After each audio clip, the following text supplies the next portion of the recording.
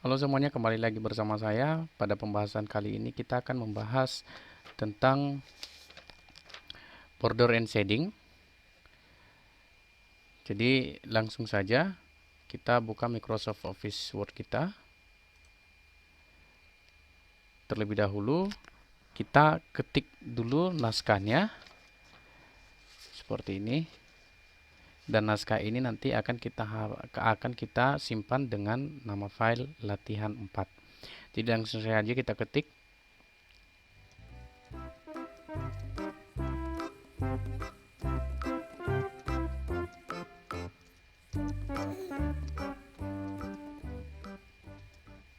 Baik, setelah kita mengetik naskahnya, terlebih dahulu kita buat dulu bordernya. Nah, caranya kita masuk ke page layout. Nah, ada perbedaan ini ya. Karena saya menggunakan Word 2013, maka bordernya berada di desain. Nah, untuk yang menggunakan Word 2007 ataupun 2010, masuk ke menu page layout, kemudian pilih page borders. Nah, karena saya menggunakan 2013, maka saya masuk di desain, lalu saya pilih borders. Di borders kita pilih jenis artnya dulu. Ini kalau misalnya kita mau buat bordernya itu berupa garis-garis saja. Kemudian ini pembuatan warna, kemudian ketebalan garisnya, dan kemudian art ini jenis border yang lain berupa art. Nah, kita pilih jenis art yang kita inginkan. Nah, contohnya saya gunakan ini. Ini ya. Sudah, setelah itu kita masuk ke optionnya. Optionnya ini kita pilih di measure from-nya ini kita ganti menjadi teks. Artinya dia hanya mengelilingi teks saja. Kalau yang satunya tadi itu edge of page, berarti dia diterapkannya di bagian pinggir halaman ini. Tetapi karena kita memilih teks, maka measure-nya nanti akan berada di pinggir-pinggir teks ini saja. Kemudian setelah kita pilih, kita klik OK. Kemudian kita apply-nya ini untuk Word dokumen, kemudian di section kita tinggal pilih salah satu. Kita pilih contohnya hanya untuk sesi ini, untuk halaman pertama saja. Nah, jadi kita klik OK. Jadi halaman berikutnya nanti ketika kita buat halaman berikutnya, dia tidak memiliki border. Berikutnya kita masukkan paragraf ini dalam kolom. Nah, caranya kita masuk ke menu insert ya, page layout, maaf. Tapi sebelum kita membuat dia di kolom dulu, kita blok dulu paragrafnya. Caranya di blok dulu, lalu kita masuk ke menu page layout, kita pilih kolom. Nah, di sini kita pilih 2. Nah, kalau misalnya kita mau buat 3 kolom, maka tinggal kita pilih 3 kolom atau 3. Kalau misalnya kita buat left, artinya kolom itu nanti akan dibagi 3. 1 bagian di sebelah kiri, 2 bagian sebelah kanan. Kalau untuk right, 2 bagian di sebelah kiri dan 1 bagian di sebelah kanan. Nah, jadi kita pilih contohnya 2 atau 2 kolom.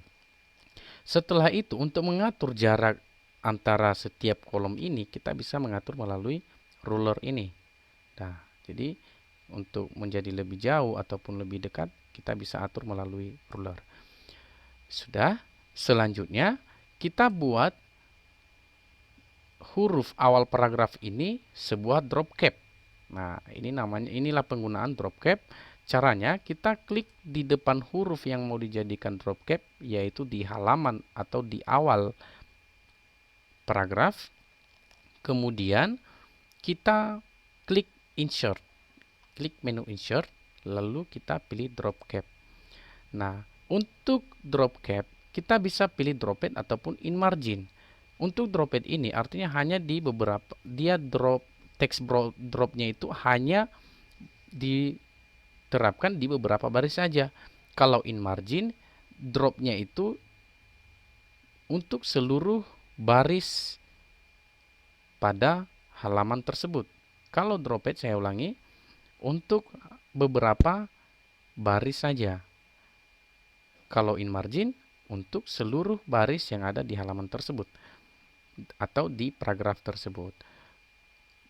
Kita coba pilih untuk drop cap option. Untuk dropped, line to drop itu artinya ada 3 baris nanti akan di drop. Contoh kita buat 4. Ketika kita pilih 4 dan kemudian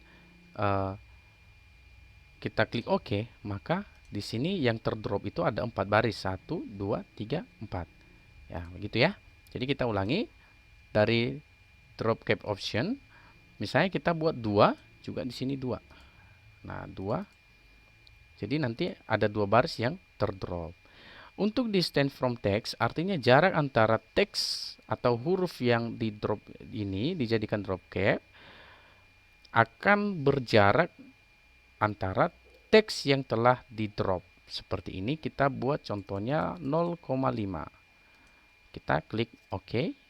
Nah, jadi 2 baris yang terdrop dengan jarak antara huruf yang diberikan drop cap dan huruf yang atau teks yang di drop jaraknya sebesar 0,5 cm. Jadi itulah penggunaan dari drop cap. Selanjutnya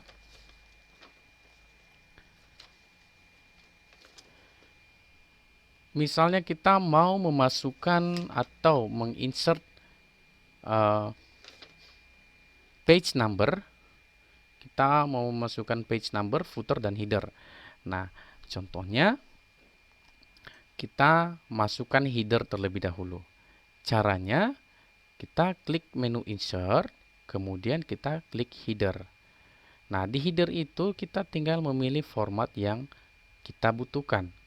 Atau kalau tidak mau kita pilih format yang sudah tersedia, kita bisa memilih jenis atau pilihan edit header. Nah, jadi di sini kita masukkan headernya. Contohnya kita buat tentang atau gejala batuk. Nah, itu headernya. Dan header ini nanti akan berlaku untuk halaman berikutnya. Nah, kalau misalnya hanya untuk halaman pertama saja, tinggal kita centang di different first page. Artinya berbeda untuk halaman pertama. Halaman selanjutnya tidak diterapkan headernya. Oke, kita close header and footer. Kita close. Nah, selanjutnya kita untuk memasukkan footer, caranya kita klik menu insert, kemudian kita pilih footer.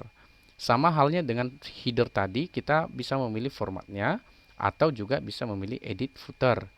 Nah, kita buat catatan kakinya. Contohnya halaman tentang gejala batuk. Itu contohnya ya. Nah, setelah kita edit footernya, kita close headernya. Close header and footer. Atau sebelum di close, kita bisa memposisikan bagian header ataupun footernya itu sebelah tengah, bagian tengah, atau bagian sebelah kanan. Nah, caranya kembali ke menu home, lalu kita tinggal klik perataannya, rata kanan, bagian tengah kah? Nah, begitu ya. Sudah. Selanjutnya, untuk memasukkan halaman maksudnya untuk memasukkan penomoran pada halaman ya. Untuk memasukkan penomoran pada halaman, kita masuk ke menu insert, kemudian page number. Nah, page number itu tinggal kita pilih. Kalau misalnya kita pilih top of page atau artinya di atas halaman, formanya sudah tersedia. Kemudian bottom of page juga formanya sudah tersedia. Nah, top of page itu sudah ditetapkan atau sudah ditempatkan oleh header tadi. Nah, kita bisa memilih jenis tempat yang lain. Misalnya page margins ya. Artinya dia nanti akan berada di bagian margin atau batas pengetikan halaman kita. Nah, jadi contohnya kita pilih page marginnya itu contohnya vertical right. Nah, berarti dia nanti akan berada di bagian sebelah kanan. Ini namanya vertical right. Nah, itu contoh membuat halaman. Sudah. Setelah itu, setelah kita buat untuk halaman footer, header, dan kemudian penomoran halaman, kita klik close. Close header and footer. Sudah. Jadi seperti itu cara penggunaan dari footer, header, dan page border. Selanjutnya kita insert atau kita masukkan word art. Maaf, bukan word art ya. Kita masukkan watermark. Kita masukkan watermark di halaman kita ini. Caranya kita klik menu insert, kemudian kita masukkan, ini bukan di insert, dari desain. Kalau untuk versi yang 2010 atau 2007 dia masuknya di page layout. Nah, karena saya menggunakan 2013 dia berada di desain. Di desainnya itu kita pilih watermark. Nah, watermark ini artinya tanda air, di mana teks yang ada di halaman kerja kita nanti akan kelihatan lebih buram ya.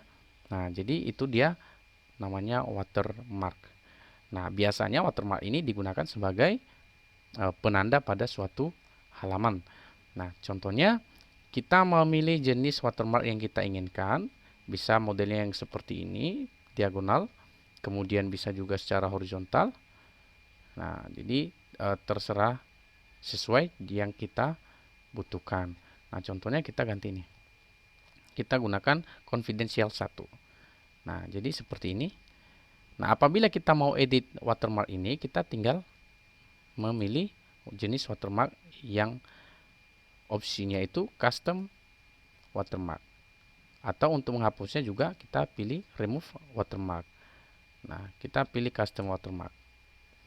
Nah, untuk mengganti confidential ini, kita bisa ganti melalui teksnya ini. Misalnya kita buat contoh. Setelah itu kita bisa memilih jenis hurufnya, kemudian ukurannya. Nah, setelah itu warna. Nah, kita tinggal memilih. Namanya saja watermark, dia tidak boleh terlalu terang, maka kita pilih saja yang bentuk atau warna silver ini. Kemudian kita klik apply dan close. Nah, jadi seperti ini dia penggunaan watermark. Selain penggunaan watermark dengan teks, kita juga bisa menggunakan watermark dengan gambar. Contohnya, kita masuk ke watermark tadi dari page layout ataupun dari desain, kemudian klik watermark, kemudian pilih custom watermark, lalu kita pilih pada pilihan picture watermark.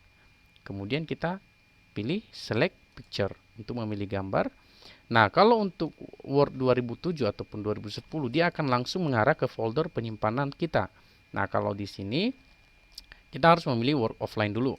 Nah, jadi baru mengarah ke picture. Nah, contohnya kita pilih watermark seperti ini. Kita klik watermarknya, kemudian insert. Kita klik gambarnya, kemudian insert. Kemudian apply. Oke. Dan close. Nah, jadi seperti inilah cara penggunaan watermark. Oke. Nah, selanjutnya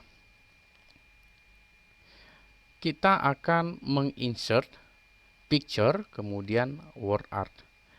Nah, caranya kita masukkan dulu halaman berikutnya melalui page layout, kemudian klik brick, lalu klik page. Bagian pertama. Oke, sudah seperti ini dia. Selanjutnya kita klik dari menu insert untuk memasukkan word art. Kita pilih word art. Nah, kemudian kita tinggal pilih jenis word art yang kita butuhkan. Nah, contohnya di word art ini kita buat namanya misalnya bina informasi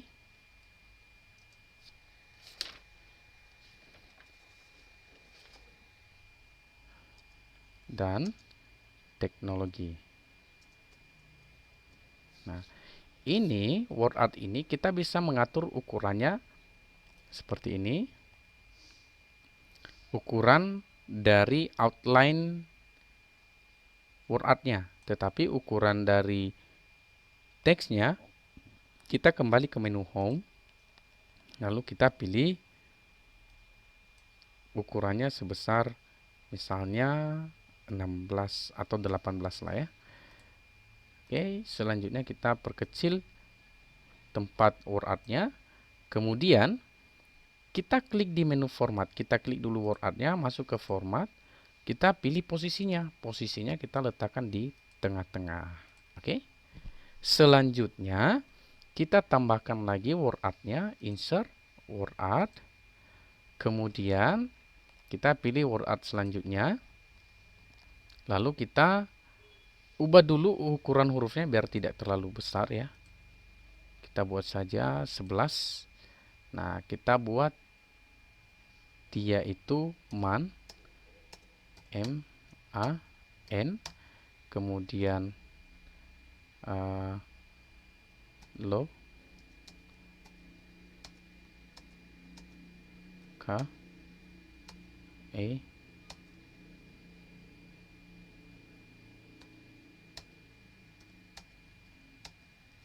Oke. Nah, ini juga kita letakkan di tengah.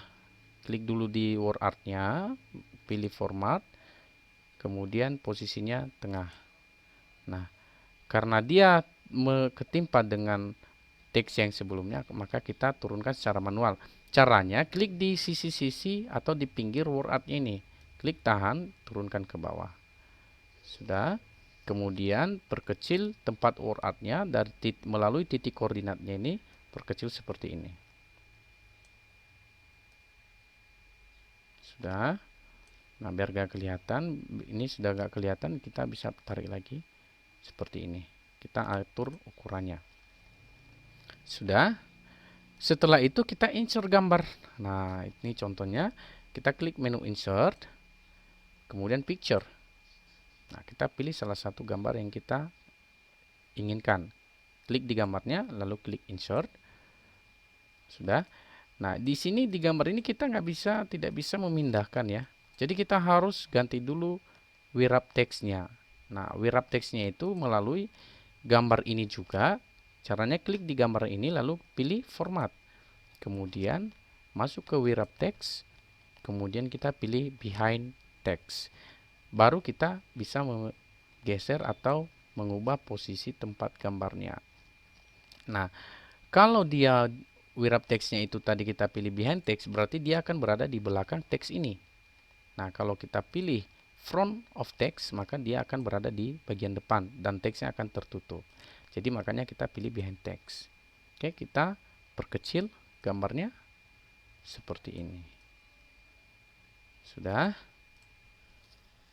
Nah, baik. Untuk memasukkan ataupun membuat, misalnya kita mau mengcopy gambar ini, kita tinggal klik di gambarnya, lalu masuk ke menu home, kita klik copy, atau bisa juga dengan menekan tombol Ctrl C, lalu letakkan kursornya di sembarang tempat, kemudian tekan atau pilih paste atau Ctrl V. Sudah. Kemudian baru pindahkan lagi gambarnya ke atas. Nah, kita akan merotasi gambar ini. Untuk merotasinya, kita klik di gambarnya, lalu klik format.